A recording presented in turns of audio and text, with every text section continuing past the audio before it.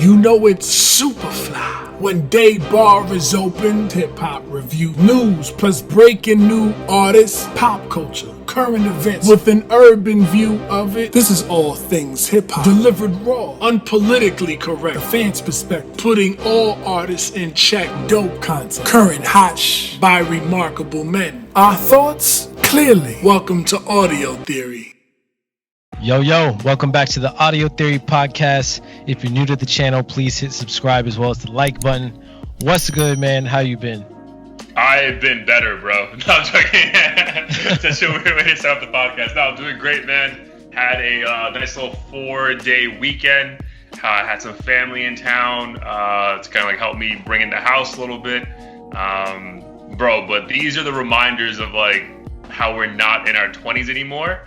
Because it was essentially Friday, Saturday, Sunday, Monday, just like Bender. Like, bro, just like absolutely no respect for my body whatsoever. Drinking around the clock, fucking eating whatever. Like, dude, I sent a picture to my boy because he was asking, yo, how was, you know, the family, blah, blah, blah. And it was yesterday. It was all from work. It was like 11 a.m., bro. And I was literally rolling joint with my girl outside in my backyard while my aunt made us breakfast, and I'm just like, life is amazing right now, bro. Like life Nice. is so good. So Wait, yeah, my body. Incriminate you, but is that legal out in Florida or no? Sure. Nice. Sure. But yeah, dude, it was just it was a great weekend, man. How about you, man? What did I do this weekend?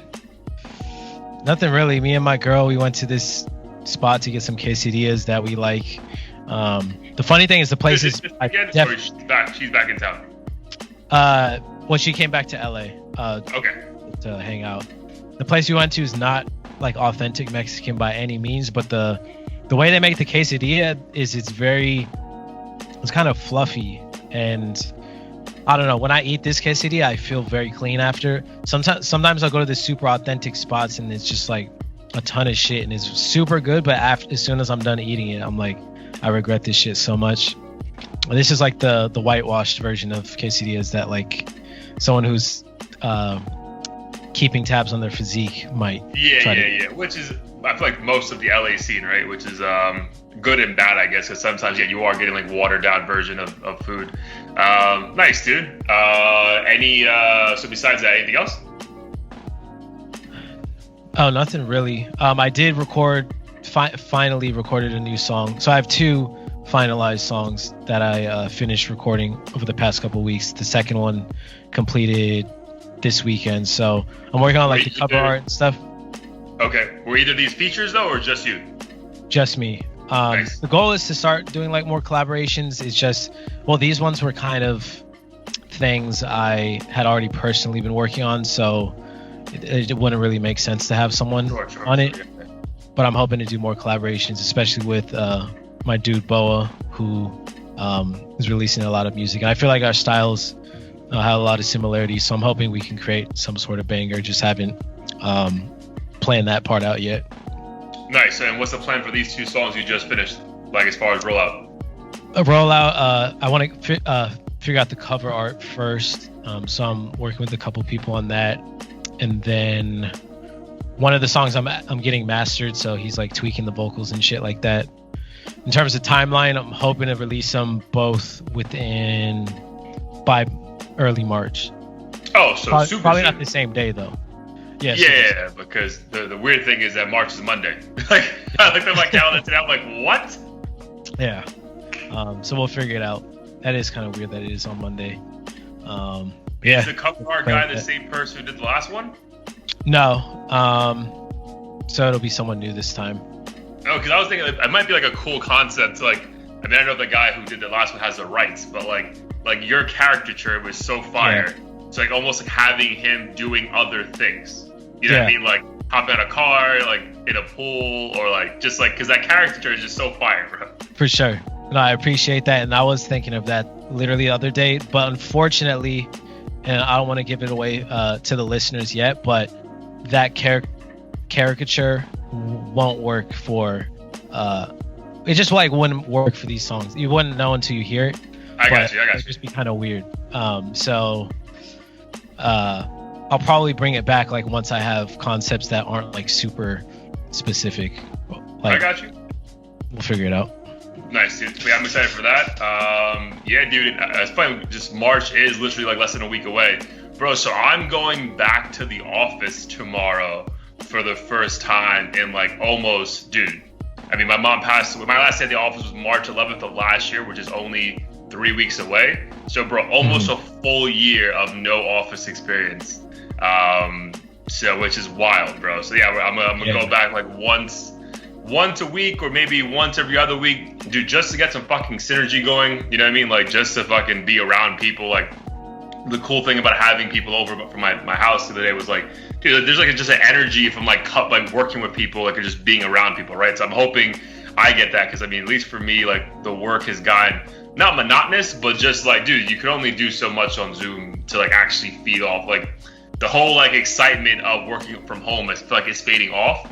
So I feel like it would be nice just like, you know, be around people, rub shoulders with them, all wearing masks still or whatever, but just, you know, ideas flowing when you're actually in the room with someone, as opposed to like, well, I don't really want to fucking call them, like I'll just hit them up on Teams, like let's see if they respond, kind of thing. So yeah, I'll give you guys an update on that, but kind of excited about it because I think it'll be nice just to, you know, break up the week, go midweek, do it twice a month, and just, you know, hopefully that leads to some better quality of work as well by me.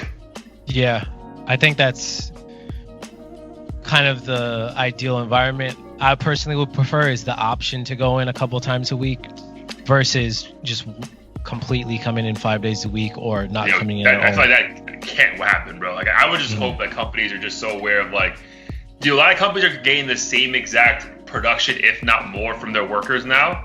I'm like, bro, you can't just start forcing people back in the office full time. Like that's going to be such a drastic.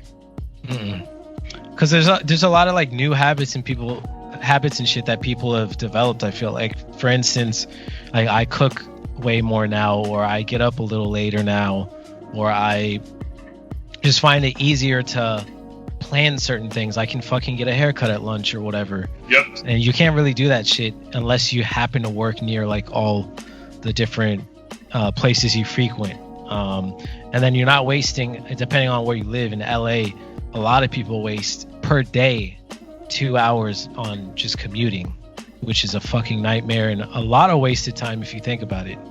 So yeah, I'm looking forward to these companies kind of reinventing the way they think about productivity and being in the office. 100% though. And also what's wild is like, again, I wasn't into investment as I like kind of am now or looking into it, but like how like back in the day, like the commercial real estate market was like the cash cow over, like, dude, I remember like a couple of friends of mine, like their husbands were in commercial real estate. I'm like, and he's like fucking driving a fucking Range Rover. I'm like, yeah, Jesus, that was like, my dream. like, yeah, exactly. Because like, yo, you're always gonna need places that people go work from or shop at. Like, yeah, commercial real estate, that's a guaranteed breadwinner. And now everyone's like, man, we don't need this. And I'm sure he would have never thought this shit would have happened. Dude, we don't need this. We're good. We just work from home. You got a laptop? You're good. Make it happen. Yeah, so wild, bro. But yeah, we'll see. Yeah, I'll definitely give an update to the squad when we hop on next week. But obviously, we have a lot of information to get to. We're gonna name this one episode 62. Bobby's back. So I think we've been talking about Bobby Shmurda finally being released for some time now. I think we were teased where his boy was released like a month and a half ago or 2 months ago. It feels like. I think like a month ago. Yeah. So I guess like we were all like anticipating this moment, and then there was like random reports where like he's coming out like months ago, and then they're like, oh, they extended it back out for another couple of years, and it was like, oh no, he's coming out this week. So your initial thoughts and excitement around just about him being released? Yeah, I mean, I'm personally excited just because he's one of the few rappers who lived their words and like abided by the rules that all these rappers claim they live by. So it's just dope to see like a stand-up person, even though he wasn't doing anything particularly angelic within his community.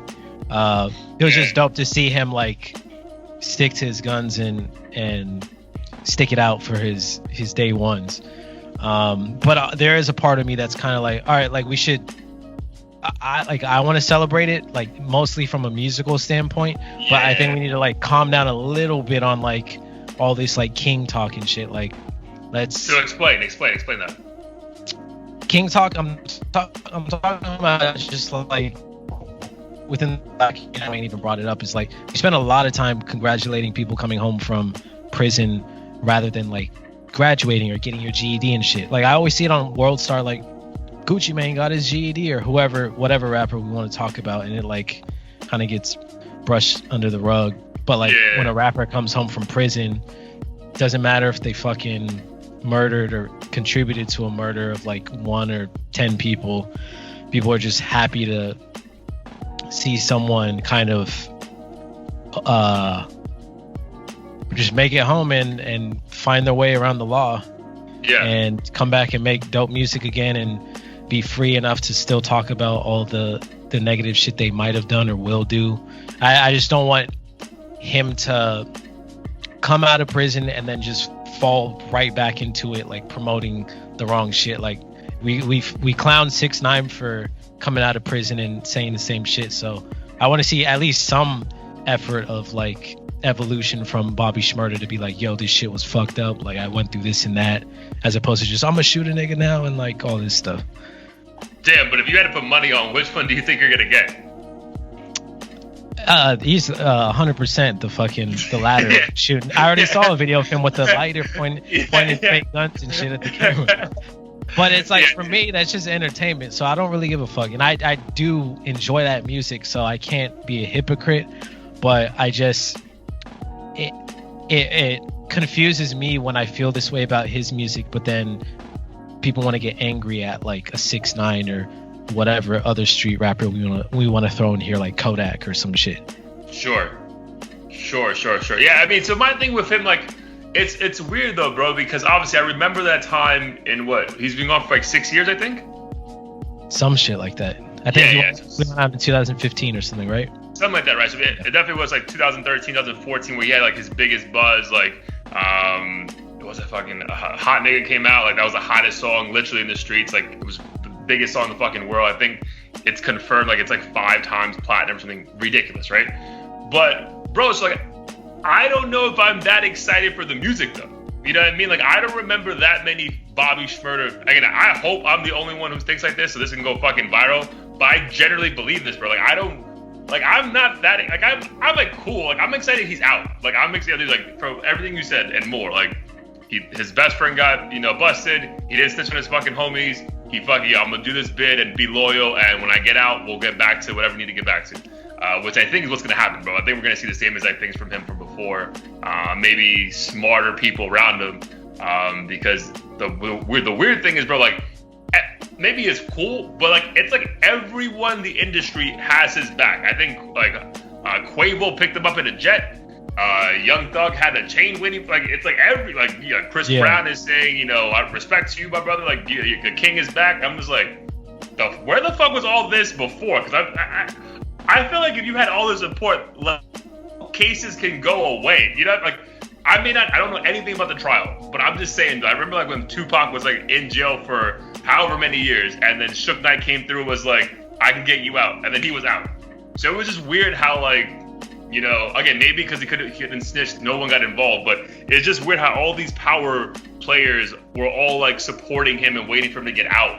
But then like, where kind of was that when he was in, like to get him out sooner? Maybe I'm bugging, maybe that wasn't even possible, but my bigger point is like, I don't... Go ahead. No, go.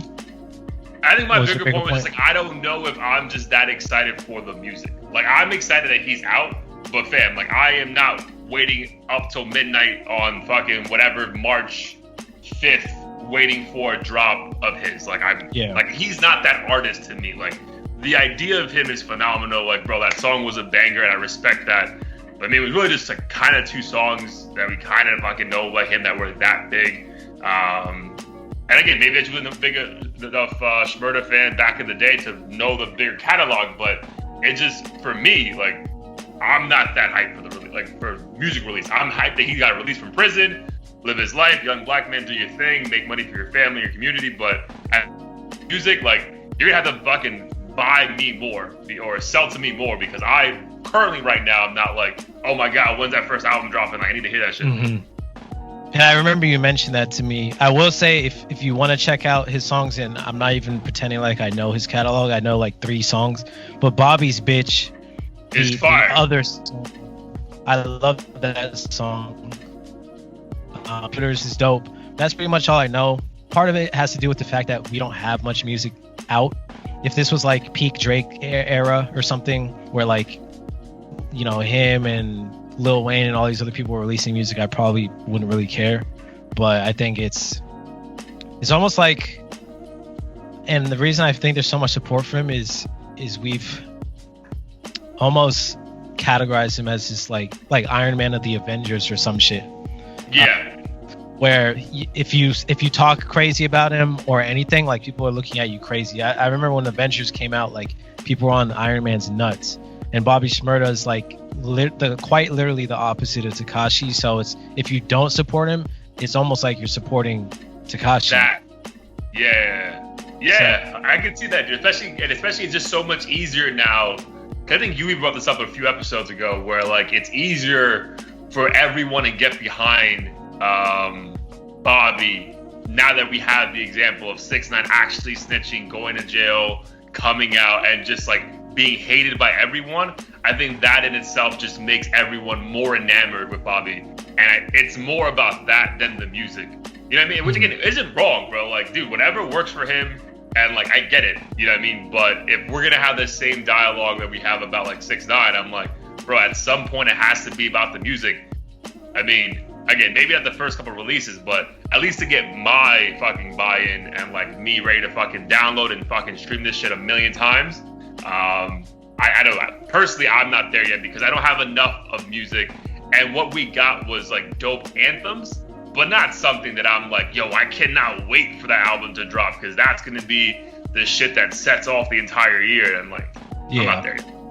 Yeah, I think it's kind of like Pop Smoke. Like, he died as soon as his music was popping off. So when that happened, it was like the effect was astronomical, and I think that's why with Bobby Shmurda it was crazy. I literally remember being at a club and they played Hot Nigga. Everyone's going crazy.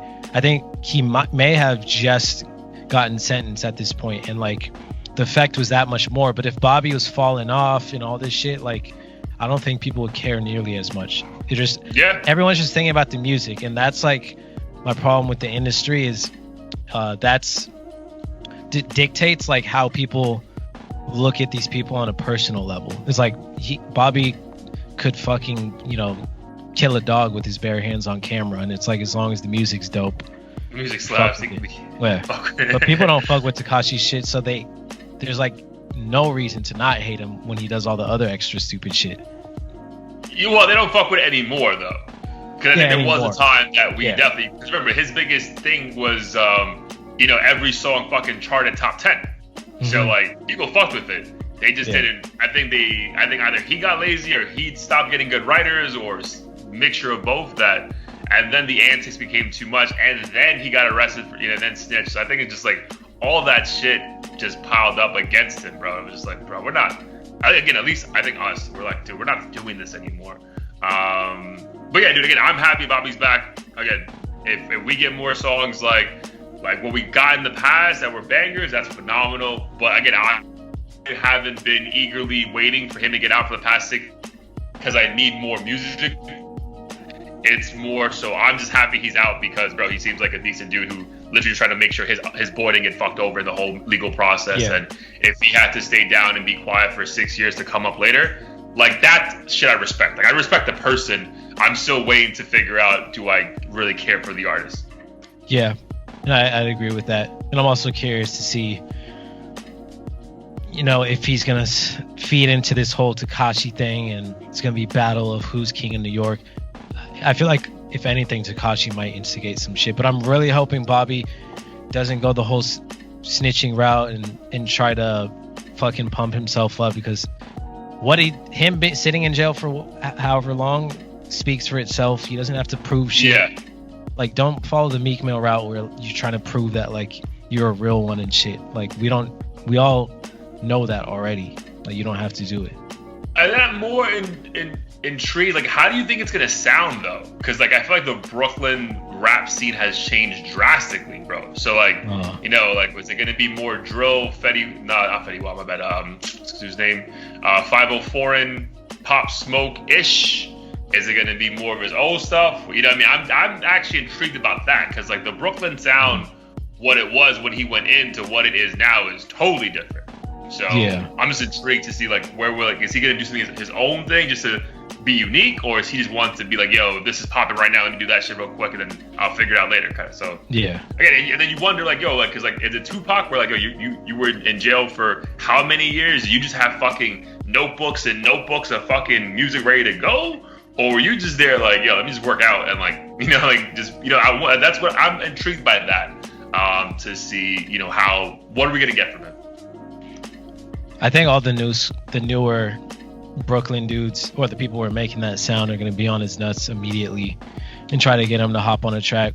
Wouldn't be surprised if he's collaborating with Fabio Foreign and whoever else in the scene is doing big things. He gets a fucking random Pop Smoke verse we've never even heard of and like has it on the track. Yeah, like sure. They're definitely going to feed into all of that shit. He's going to have a whole album collaboration with Pop Smoke, like a posthumous thing that just comes out of the blue.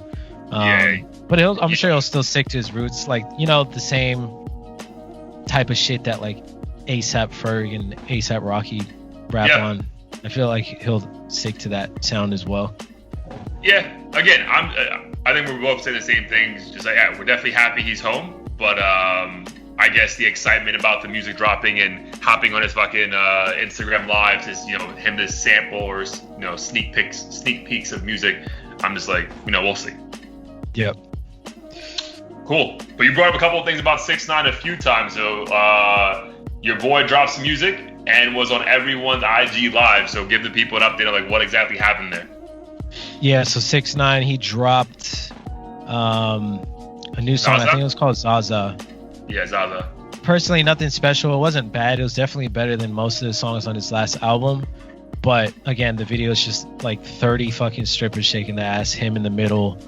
And which is every 6ix9ine song. Every 6ix9ine song now. So all the Bloods have been replaced with BBWs. Yep. And I'm just running out of, I guess, interest in him at this point. I was hoping maybe he'd do something unique, but all he did was throw Meek Mill in there. It was kind of funny just to see it, but not really.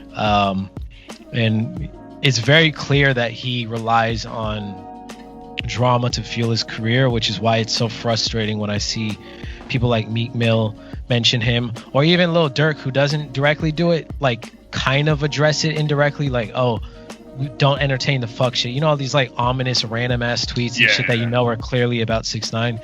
Yeah. It frustrates me when they even do that shit, because you guys are literally feeding the troll. You know this helps his career. Meek Mill even sued him, or is attempting to, for using his likeness and stuff. So I think that's the only part where like I side with him, is like these guys are stupid by doing that. But him as a person, like I don't like respect his antics. He has valid points, but his delivery is awful. Like he's disrespectful in how he comes across with a lot of the stuff he says. And then in the song though, like, there's a few of those lyrics are directed at like King Von and Durk, right? Like your boy got killed and no one's talking about it. Yeah, I believe so. Something like that. Like no one slid or something. Yeah. Which again, if it's about, I mean, the lyrics were very disrespectful, bro. And obviously, I don't think the song was made before the whole Meek Mill incident, and they just threw Meek in the video kind of thing, which is whatever. But the song itself, I mean, it's not Heat of the Week, so we're not gonna save it for later. But it's just wild how like, yeah, dude, it's like very aggressive. It's like it's the same shit he was talking about before. Now we know it's not true, but then it's like, damn, bro, like you're really still doing this. And to your point, bro, like I don't understand how someone of Meek's stature is even remotely entertaining this, bro. Like, dude, walk away. Like, just as easy as that may sound, bro. Like, I think last week we were talking about more like it was annoying how like you had two people who were successful millionaires trying to figure it, and then still like ready to fucking risk it all. Even like a week removed from it, it's like, bro, like what are you doing? Like, you know exactly, dude. Like the moment that happened, he drops a video, boom, you're in it. and it's like you're being fucking clowned, and then you're still like kind of responding. And so yeah, I don't know how any of these guys were even letting him or wanted to jump on his IG live. I think it was with Friday. Was it Reese and some other fucking people like affiliated with King Von? Like, bro, what are you doing? Like, why entertain this shit, bro? Like, if you don't hop on, no one else is gonna fucking talk about this a week later. And I think his numbers on the video did crazy because people were just like, oh my god, someone's responding, like, let's fucking So yeah, dude, I think this is just gonna help. Like, this is gonna make him think like, see, it's work. Like you said, it's working. I'm gonna keep saying the most disrespectful shit to see who fucking responds. Yeah, and I feel like Meek low key likes the attention. Like he thinks he's being slick by responding and making a diss track and like profiting off of the situation, but what he doesn't realize is it makes him look crazy because he thinks he's immune to it because he's like the voice of the streets and shit. So anything 6ix9ine does is like clown shit, and a lot of it is, but you look petty as hell just even entertaining it. It's like it just doesn't look good on his part. And with the 6ix9ine shit, him on the live and stuff, even that was kind of messy to me because then you had Lil Reese pulling out his gun on the live, showing it with like the obviously illegal extended clip or magazine. And I'm like, what the fuck are all you guys doing? You guys are all making money that we would be glad to have, and you're on IG live, fucking weapons, just out with weapons, hundreds of miles apart, like playing tough guy. And it's like, you guys are fucking stupid. Like, either kill each other or don't talk about it. But it's a really annoying to see this new era where people are going to Twitter and Instagram and posting guns and doing all this extra shit. And even to people who aren't from the streets, it just looks absolutely retarded for the hip hop community. Dude, it looks so retarded, and it looks I mean, dude, so take a step back to just Meek. I think we have like another topic we're gonna get into about him anyway, so we can have like an extended audio theory just on him right now, bro. So dude, I feel like there's just some saying, bro, I'm probably gonna butcher it, but it's like, you can't keep getting mad if you're surrounded by clowns if all you do is go to the circus. Like, I feel like that's kind of what Meek has become these last like 2 years removed from the Champions album drop when he got released from jail. Because, bro, like, think about it, dude. When he got released from jail, he was the people's champ, bro. Like, my man's getting the helicopter to the fucking Sixers game. He's ringing the bell at the game. Everyone's talking about him. The album is phenomenal. It does wonders. And then his buzz just kind of went away after the Grammys that he didn't win an album. He didn't win an award. And I feel like he's been reaching constantly to figure out what he can do to still be somewhat relevant, right? Like, he did an interview, I think, with Charlamagne the God, where he admitted he was on Xanax and Percocet the whole time he was beefing with Drake. Like, I guess maybe to garner interest and like, oh, like, he was just a little bit crazy. Dude, no one talked about it afterwards, bro. And then Nicki, I don't know, dude, it just feels like he's been relatively irrelevant the last 2 years. That I feel like this is even him trying to like low-key like save his career and like maybe be the one who like ends 6ix9ine lyrically or some shit. Which, again, like he was like, you can't fucking fight with a troll, bro. It's like, even with Donald Trump, like, you can't stoop to his level because he's gonna dog you. You know what I mean? Like, like 6ix9ine is legit the Donald Trump of his rap shit. Like, he's like, yo, if you even approach him in any kind of reckless way, you can't be more reckless than him. So, like, dude, like, you're gonna lose, bro. And I wonder if it's just a mixture of like Meek really not feeling like the love, or he's had a couple of songs that come out and just like don't do anything, like don't move the needle whatsoever. So maybe now he's thinking, yo, if I can be the one rapper who destroys this dude, you know, I'll fucking do it. I think he's just trying to be a martyr. He's trying to, and we can get into that Kobe lyric shit eventually, but I think he really, really deep down wants to be loved as much as like Nipsey and Pop Smoke and all these other dudes. And dealing with his court case and shit, I think that probably made him a little bigger headed, and he just feels kind of immune and like he has the right to say whatever he wants and no one can tell him this and that. And it's like, bro, you're arguing over insignificant shit. We all know 6ix9ine snitched. We all know he can't rap like you can rap. Just leave him the fuck alone. He's not doing anything to you. He waits for people to say anything about him or insinuate anything about him, and then he goes in for the kill, and then and then he spits facts, but the fact that he is kind of like Donald Trump, even if he says water is wet, it just sounds crazy because he doesn't say it in a PC way. So it's just a whole shit show. And with the King Von thing, I think the only like when I sent you a video of this little like 4-year-old or something, fuck Tuka, like shoot him, get his ass and kill him.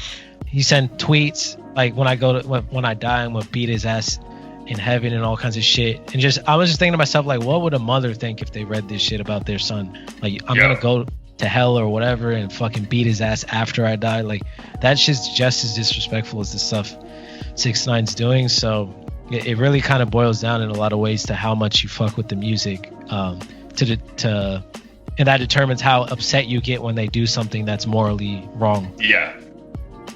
No, I agree with that, bro. And it's just it's recklessness, bro. So I mean, reckless as well I personally think it was reckless. I know in hip hop they say like, there's really no rules at times, but there are rules when it comes to certain lyrics. So the lyrics was it Meek it was a feature, right? The Meek song that he was he dropped that line about Kobe.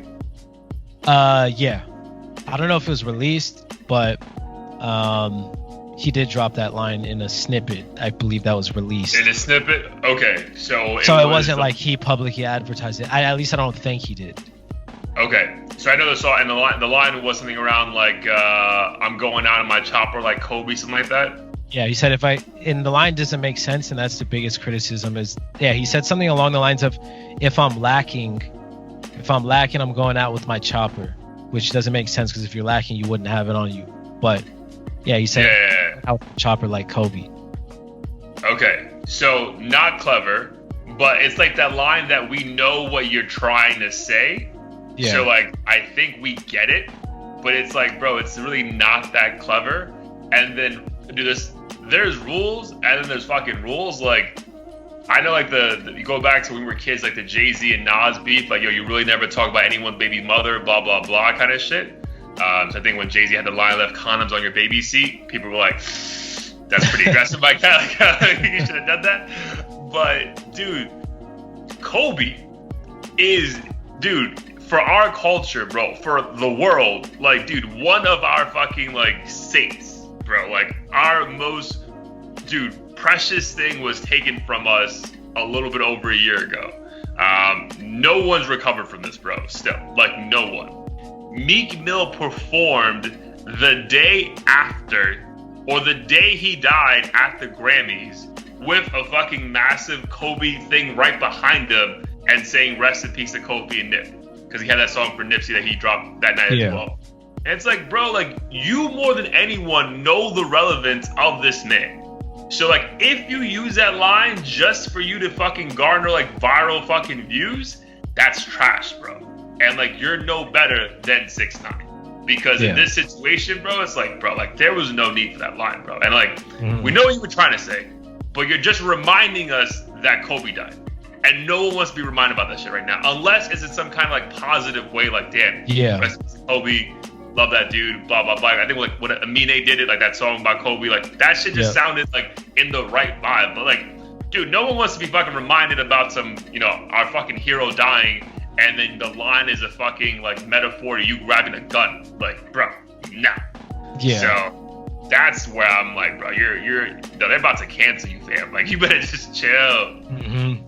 Yeah, it's just a lack of common sense. Whenever shit like this happens, I'm like, I think these rappers get to a point where their self-importance just exceeds a level to where they think they can get away with anything, essentially. And I think he even tweeted some shit like, back on my savage shit, like, after all this backlash came towards his way. And he's like, don't let the media fool you into thinking I can't do this or something like around those lines.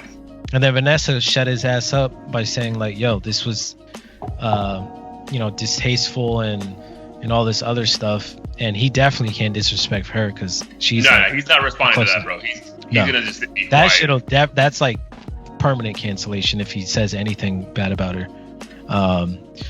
So yeah, I think it was just another L, and this fool thinks he's immune to it, and he's not. Like, I don't care how good you are at rapping. If you do stupid shit, you're gonna show your true colors, and people aren't gonna fuck with you anymore. Yeah, dude. And that whole thing of like people thinking like he grew up and like jail changed it. Dude, maybe it did, bro. But like I still remember the Meek that got bodied by Drake, bro. Like that's the Meek that in my heart, who I think is like that. I still see that. But I understand when he came out, like everyone was fucking with him. I'm like, cool, man. Let's give him a second shot. But dude, again, I think we're seeing when the buzz isn't there anymore, he's back to doing reckless shit. Yeah, and I hope he proves us wrong, but I don't know. He's one of the few celebrities where I feel like I know who he is as a person just hearing all this shit. You know, some celebrities, you give them the benefit of the doubt. You're like, maybe Kanye's not really an asshole. It's just his persona and shit. Meek, I could see like getting pissed off and just feeling like he's in the right for everything that like comes his way. Yeah, and I can totally see that, bro.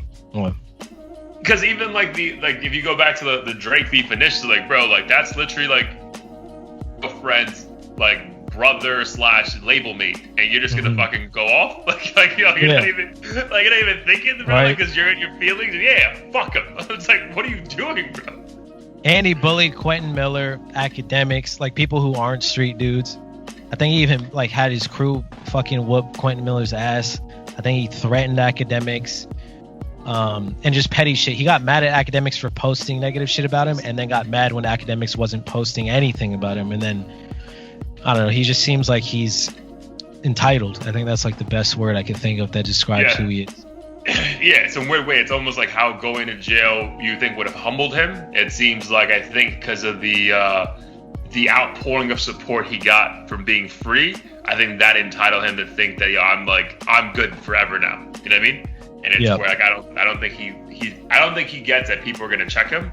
And bro, people weren't checking him for that fucking back and forth with Tekashi, bro. They're definitely gonna check him for this fucking Kobe Bryant line. So, dude, it was just poor taste, man. And again, I know we like in hip hop, like everyone says some outlandish shit, and then we're all like, but like there's certain things you don't say, bro. And I don't think a year and a week removed, or not even, bro. It's not even it's a year and a month removed from Kobe dying.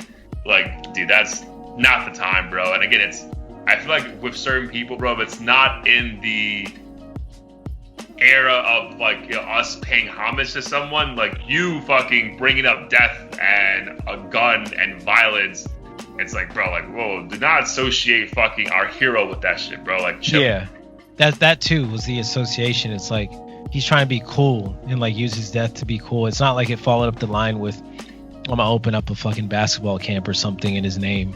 Like he's yo, I'm a real tough dude, and here's a clever ending.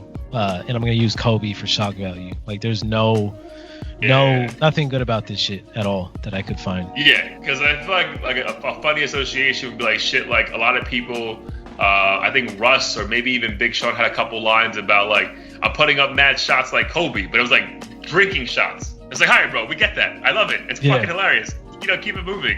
But like shit like this is like, bro, like you're literally making us think about his chopper going down. It's like, bro, like, why the fuck would I want that image in my head at any part of the fucking day? Like, you know what I mean? Like, so that's the fucking, like, dude, like, do you not even see this? And like, what's crazy, bro, is like all these dudes have so many, like, you would think yes men in their crew, where like, hopefully you would think someone of Meek Mill stature would have more people saying like, bro, don't put that out, bro. Like, just, it's not.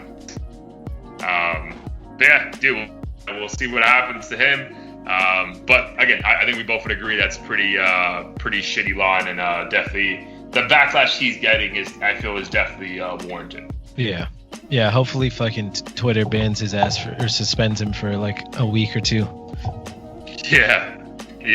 All right, man. So do you want to go into a couple more things? Did you want to hop on Clubhouse now? What do you want to do? Yeah, we can do that. Meek kind of like not being very respectful of Kobe's passing. I guess another pass that kind of snuck up on us, or it doesn't feel like it's been a year. On February 17th, it was officially a year since Pop Smoke's passing. So, dude, like, what are your like thoughts on like? Because it's wild to me that it's been a year. Because I know you mentioned earlier, like the Bobby Shmurda thing, like he left at the height of this thing in jail. Bro, but I feel like Pop Smoke had a couple bangers, but then we got even more bangers after he passed away. And like he's been so consistently like, or his team dropping songs and then deluxe version, like it honestly, as a fan of hip hop, it doesn't feel like he left. Whereas with Juice WRLD, like yes, Juice WRLD's initial numbers were fucking phenomenal because I think everyone was just like, what is it? What is it? But I think we already had 2 Juice WRLD albums. So I think people heard the album like, all right, this is kind of similar. I'll peep it. Whereas with Pop Smoke, yo, this shit was very different from his 2 Meet the Woo mixtapes. So it's like, damn, bro, we're missing out on all of this. So it just feels like it's sad, but as a fucking fan, I don't think it's hit me mentally that damn, like we're not gonna get any more of this kind of. Does that make sense? Like I don't know, just like it feels very different to like other rappers or artists or celebrities dying. Like it feels like he's been around this entire month because every month there's a new version of a song that's coming out. Like, dude, I just heard Hello with A Boogie like the proper first time like a month and a half ago. And I'm like, yo, this is fire. Like, what the fuck? So it's just like, it's been kind of hard to really like wrap my head around the fact that he's not even here because it feels like he's still here. Yeah, no, I'd agree with that. And I forget where I heard that. Maybe Charlemagne or something said it, but Pop Smoke is one of the few rappers that is deceased that feels like he never really went away. And anytime I hear his voice, I'm always like, oh, is this a new song? When's the next thing coming out? Like not even thinking about him not being here, like literally just like considering him almost like a new artist. And I think a lot of it might have to do with the fact that he kind of emerged during COVID, so we aren't familiar with like seeing him on TV and at concerts and shit like that. So we just are attached to the voice, really. And I'm sure he has a ton of unreleased stuff. So yeah, that's a really good point, bro. That's a really good point. Like a lot of people never really got the chance to see him in concerts, really, unless you like from New York, right? So yeah, that's a really good point. Yeah, that definitely has to play a part with it, right? Because you're just used to him.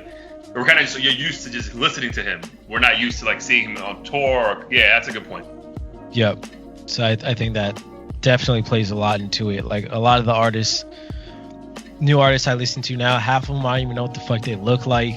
Like I don't think they have any sort of shows coming up, and they're just like in the back of my mind. And that's kind of like how Pop Smoke is for me.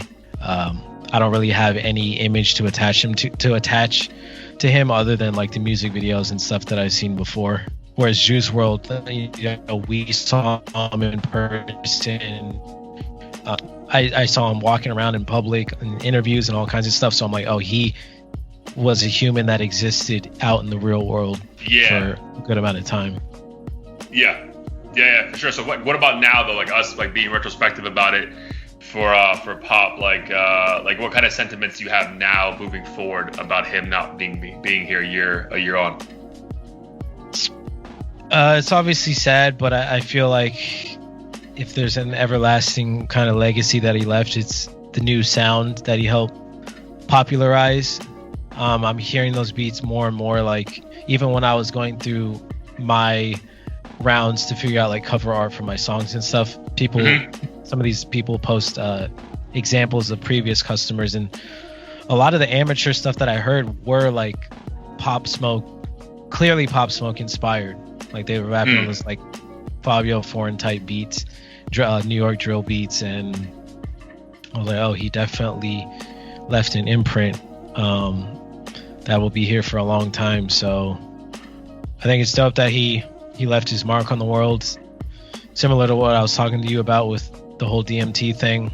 I'm sure his existence continues on in some other realm, and he left his legacy in that form. So at least he was able to do that. Yeah, so same, dude. Like all the same sentiments. It's like you're grateful. We're grateful that I guess the world got to actually get a taste of what Pop Smoke had to offer. Then it's still sad that we won't get much more of that, because obviously, I mean, they put a deluxe version out of his album. Like I don't know how much more content we're gonna get. Like even when he's on that Kid Cudi and Skepta song Show Out, I was like, oh shit, you know what I mean? But even that was like a tiny little thing because they just didn't have. I mean, it just seemed like they didn't really have that much more content to offer. So yeah, I mean, it's sad, bro. Like I mean, again, I remember when XX got killed, he's 20 years old. Same thing here, 20-year-old gunned down. Like, that's the idea of that's just sad, bro. Like, I mean, at 20 years old, I'm still figuring my life out now at 32. Like, I couldn't even imagine if like my life was taken away from me at 20. And then you think how much these guys achieved at that age. It's like, damn, bro, like how much more they could have done for themselves, their family, their community, the music scene. And so like, that's the sad part, bro. But yeah, so rest in peace to him. Obviously salute to his friends and family who knew him best, because I'm sure as like we just said, like, all right, like I said, like, for us, it doesn't feel like it. I'm sure it feels like it for them every single day that they don't have him around, being infectious, or, all those little, candid videos that they posted of one of the videos for him. Like, he just seemed like a really fucking cool dude to be around. And I think as an outsider, he just has such a deep voice. I think we assume that he's like a 30-year-old, but his family and friend and like peers, like, damn, this dude was a fucking child. You know what I mean? So yeah, that has to hit them obviously on a way deeper level than we'll ever fucking understand. For sure. And not to make this like a racial thing, but I was thinking about his robbery and just how like it doesn't seem like these targeted attacks take place at homes of, like, say, I don't know, a wealthy white person or just a wealthy person that isn't a rapper at their location. Like, this level of aggression, I'm curious if you think it's because they feel like if they target these rappers, that especially the ones who claim the streets and shit, that they're not gonna go to the authorities, or like the consequences will be lesser. Do you think so? Like, they're like, oh, if we rob Pop Smoke, like, and get his chain, and he identifies one of us, he's gonna use the streets to handle it. He's not gonna call the FBI and shit or something. Well, I mean, the thing is that, like, so if it wasn't for this specific case, wasn't this like proven to be like a rival gang? Well, so from what I saw, at least online, it was Hoover Crips, and that's like an LA-based gang, and kind of has nothing to do with Pop Smoke at all, really, from what I'm aware of. Okay, because I thought it was something about, that like they like just the Crip affiliation, but like not entirely there. So like when when a Crip from New York comes to LA, you kind of need to do a couple of things to make sure you're good to go in the area. But yeah, dude, I'm sure that plays a part in it. Like, let me go fucking rob this hood dude, even though he's in a fucking nice neighborhood, because he's not gonna call the cops on me. Like, and if he pops off, we'll handle it accordingly. So yeah, I'm sure that plays a part in it, bro. But like, it's also like a lot of fucking, like, we don't know Pop Smoke's like gang background, right? Like, he claims Crip, so bro, he may have done some shit to some people that had affiliates in LA, and they're like, yo, he's out there, go get him, kind of thing. So dude, it just, we don't know. Like, kind of same thing with Bobby Shmurda. Like, yo, we don't know what he went in for, really, but like, all right, wish him the best of luck. So same thing with Nipsey we were talking about last week. It's like, bro, like, there's so many reasons why these guys are targets, bro. Like, whereas fucking, I'm sure Heidi Klum, isn't saying some wild shit on Project Runway. Heidi Klum's a Crip, low key. Yeah. You know what I mean? Like, she's not saying some wild shit on fucking Bravo every week that makes people fucking want to fucking attack her or whatever. So, that's a gift and a curse of, like, this hip hop shit, unfortunately, if you go that route, right? Like, I mean, like, I personally don't think Kid Cudi is fucking being targeted on some, like, aggressive level of shit, because, he doesn't claim that shit. So, you know what I mean? Like, I feel like they kind of like Pharrell. Pharrell can say, I'll snitch, and everyone's just like, that makes sense. You know what I mean? Like, it happens. So I just think, bro, it's like some of these like the Casanovas, the Nipseys, that type of rap, bro. Like, you're just putting yourself out there because all you do is say something. So at some point, like, people are gonna think that's exactly who you are. So they're gonna be terrified of you or try you and see what happens. Yeah, and to your point, I think those dudes are expected to check in. When Jaden Smith goes to New York, you're not having the Trey 9 Bloods telling him to check in and shit. Like, he's just doing his thing because he's not claiming anything. But I guess it's a whole different ball game when you claim a set and, like, you're on someone else's turf. Whole different conversation, bro. Yeah, I don't think Kanye, Big Sean, Jaden, like, Jack Harlow's not fucking checking in you know, on some shit when he fucking pulls up to LA. Like, so it's just different, bro. And they're like exposing themselves, I think, by, I mean, again, not to be, again, rest in peace to him, but he did fucking post his address on his Facebook Live. It's just like, that's not okay. Like, when you're a target like that. I think it's not okay for any artist, like any celebrity, because it's just wild. Like these fucking stalkers or murder, like it's wild. But again, for someone who's claiming a certain lifestyle and they assume you're by yourself, that's the dangerous part. But what's also crazy to me that I was thinking about this when just thinking about his death, because I remember I went to the XX, thing when he passed away. Bro, what was wild to me is like when XX, I guess in the moment I was still so shocked by it. Like I wasn't like, dude, but remember the video of him like just in his car, like head leaking?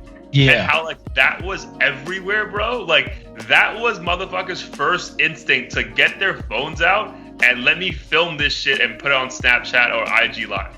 Like that was the first thing, bro. Because when we saw it, like I think we were all like, bro, this can't be real. Like no one would do this. And bro, that's just the wild part of me, bro. Like it wasn't anyone like grabbing him, trying to rush him off, get the cops, like put him in the car, take him to the hospital. It was just like that.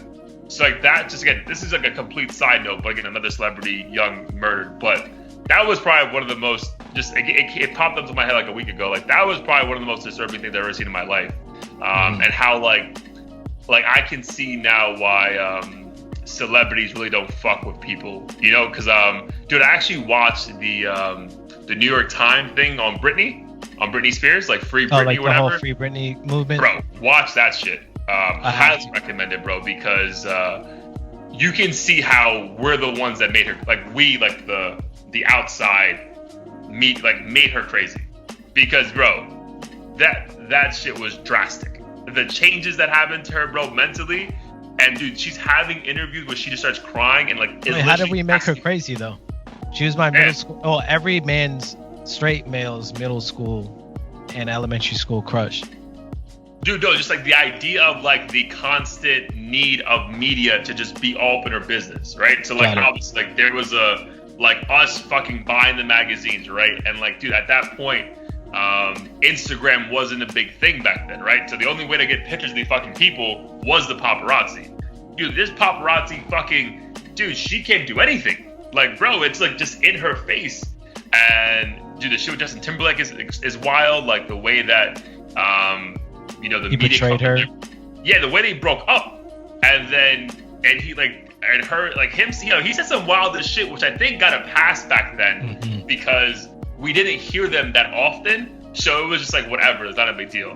But yeah, dude, so I can see how the media plays a pretty drastic role in making these celebrities a certain way, which is why I think a lot of celebrities just don't fuck with anyone, bro. Because I remember a couple of times, like, I've asked for a picture, and, like, the feedback is like, chill, bro, chill.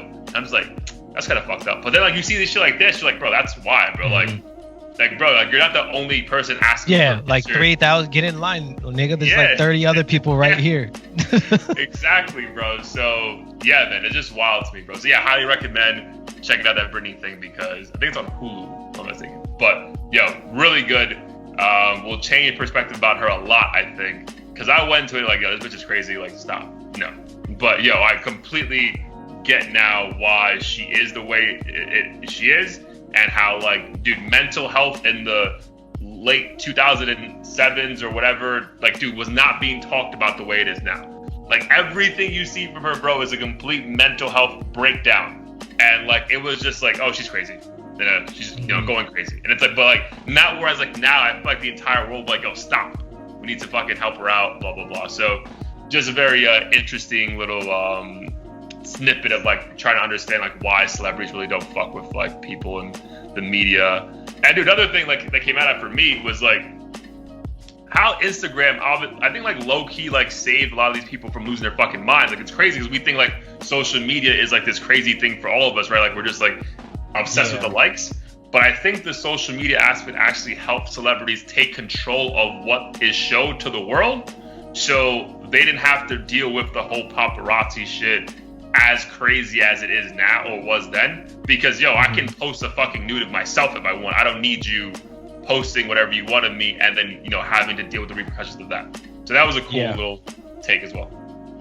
Dope. And that actually made me think of something. So I always felt like I was one of the few people that never hated Justin Bieber. Like, remember at a certain point, it was like when he started hanging out with Lil Twist and shit, and like thought he was like hood. People fucking hated this kid, like sending death threats, hope he would die and shit. And I'm like, you guys are fucking wild. And like, you know damn well if you're 18 with that much money, you'd be doing some dumb shit. But people still hated him. Yeah, doing worse for sure. All this motherfucker did was egg some houses, piss on a couple people, big deal. But drive his car really fast. Yeah. Like douchebag shit that I would do for sure if I had that much money. If you're 17 with a Lambo, bro, like what else am I gonna do with it? Fucking go the speed limit? And so I came across this documentary. It's shout out to Mouthy Buddha. He's this YouTuber who produces very, very well put together documentaries on various topics. And this one, I need to find the name. I'll plug it in if I find it. But it basically talked about the whole paparazzi situation and mainly focused on Justin Bieber and how it drives people crazy. And he made some parallels to like footage of people taking out their camera and putting it in the face of like regular random people like you and I, and seeing how they react. And like these regular people were furious, like, get that camera out of my fucking face, what are you doing? Yeah. And then they would flip to like people doing that to Bieber, and Bieber would calmly be like, hey man, like, you followed me like 7 blocks back, I'm just trying to fucking meet with my mom, can you like chill out? And like not like we almost crashed into a fucking tree because you chased me down. And would have like full-on conversations with these paparazzi, and people wouldn't ever see them. But obviously if that's like, and as a celebrity, yes, you expect this, but I think people use the amount of money they make as an excuse to like literally treat them like fucking zoo animals. Yeah. It's like, you're only making this money because of people like me, blah, blah, blah. Yeah. Kind of shit. Yeah. So that, I think that's just wild, and probably what you were referencing with the whole Britney situation. Yeah, dude, it's a must watch, bro. Like, I was like, I'm like, dude, am I really gonna watch a fucking hour-and-a-half Britney documentary? But yo, it's actually like really good. It's good TV, but it's actually like pretty good insight into like, especially because like I think all of us, especially in this podcast, me going to therapy, I think everyone's trying to get better with mental health. It's easy to fucking see all the mental health things that she needed intervention in, and everyone was just like, go to work. So definitely recommend peeping that. That's kind of all the things I had as far as on the rundown that really need to be addressed this week. Anything you want to cover before we get into some music? No, let's do it. All right, so Heat of the Week, episode 62. My dude, if it wasn't one of your own songs, what's... I just thought of it. So I don't know if you had a chance to listen to it, but when I was on YouTube, again, sometimes the algorithm on YouTube or Spotify is a gold mine for me, but this brought up a producer who basically made his own beats, but decided to like redo a bunch of Travis songs. So not necessarily from like a specific album, but like just a random collection of recent songs. One of them was Franchise, which a lot of people criticize. I'm telling you, if you hear the remake with this beat, it's like one of the best Travis songs I've ever heard in my life. I need to peep it because I didn't get a chance to do it. Franchise 2.0. It's the remix by Forgotten. The producer's name is Forgotten. And the collection is called See You in Utopia. So that's like the full little like album that this guy made. I guess it's supposed to be like a precursor to the Utopia album that's supposed to come out. But the hands down, it's the first song on this album is called Franchise 2.0 by Forgotten. And the beat, like, if Travis needs to hire this motherfucker, because the song's completely better than whatever he released with MIA and Young Thug. Yeah. All right, yeah, I didn't get a chance, because sometimes I know with the new iPhones you can now listen to YouTube but still do other shit on your phone. So I forget about that though, because like I'm like, if I see a YouTube thing and I'm doing something else like driving or whatever, I don't put it on because I'm assuming it's not gonna work. But I know it does now, so I'll. Does? Yeah, I thought you had to have premium. No, it works. Oh, okay. That's another reason why I would never listen to. Or like if someone sent me YouTube shit, I would be like, I'll listen to it later. Yeah. but what happened. if it works now, then that's amazing. I'll peep that. I'll peep that later for sure. For me, dude, I found this song today because I just saw so much buzz about it. So I wanted to peep it for myself. It was the not 6ix9ine. Absolutely fucking not. That was a joke. Black and TJ have a song called "Calling My Phone." You heard it? Yes, and it's with our favorite IG personality in the video. I haven't seen the video, so that's. You I must really be a fan of the song because I haven't seen the video yet. So, that's the one with Janet Guzman. Yeah, Janet Guzman. Yeah. Ooh, bro, I gotta watch the video again. I gotta watch the video for the first time because I only heard the song. Yeah, she posted it 5,000 times. So. Okay, yeah, but I didn't put two and two together that that's the Black song that she was working on. Even more reason then. But yeah, definitely the song is fire. I don't know, it was just like a nice R&B vibe that I feel like we really haven't gotten recently from a lot of artists, a lot of our favorite artists. So it was nice. And anything Black, I'm a fan of, bro. Like anything Black. So Lil TJ Black, Calling My Phone is my heat of the week for episode 62. So I got, man. Anything you want to touch upon before we get out of here? No, I just wanted to echo that. Like, Black is, and it drives me crazy when people call him 6ix9ine. I don't know why the fuck that would make any sense, but he's one of those artists where I feel like when he's on a remix or just a song in general, somehow he like just fits the vibe of it, even if it's completely different than shit he's done in the past. Like, it just makes sense. He's done shit with, I think, like Ariana Grande and stuff, or no, Selena Gomez, and he just like enhances it somehow. Yeah, and what's funny, I think you and I even spoke about when he initially cut his dreads off. We're like, bro, are you crazy? Like, yeah, he just looked like every other like little emo rapper, and like, yo, like it just like.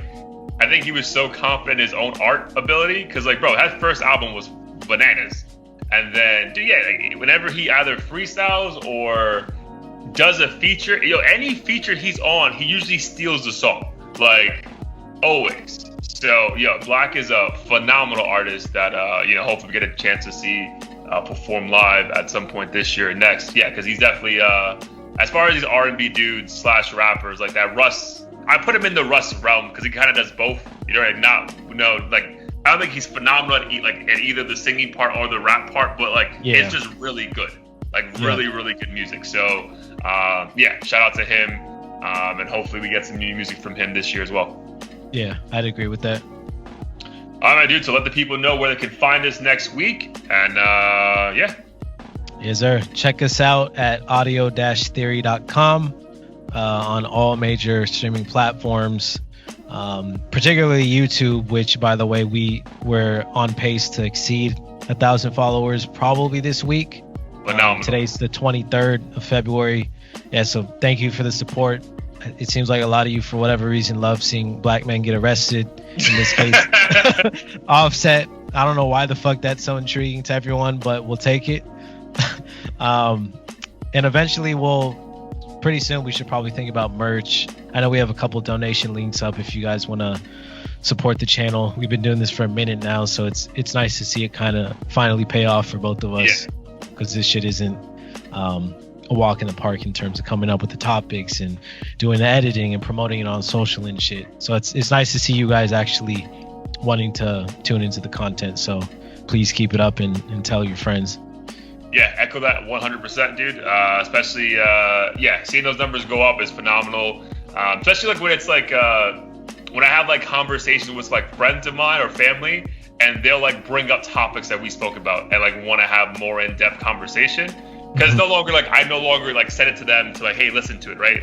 At this point, we're trying to get more people that we don't know on. But it's cool when people who you fuck with are listening to it and oh shit, we did talk about that last week. That's cool. So guys, keep listening, keep engaging. I mean, comment on it. We'll love to go back and forth with you. Again, we're trying to have the Clubhouse thing start popping off soon for us. And as always, you want some fire on your iPhone or Android device, go to fucking Spotify or Apple Music for the updated playlist. Heat of the Week will be dropping very soon.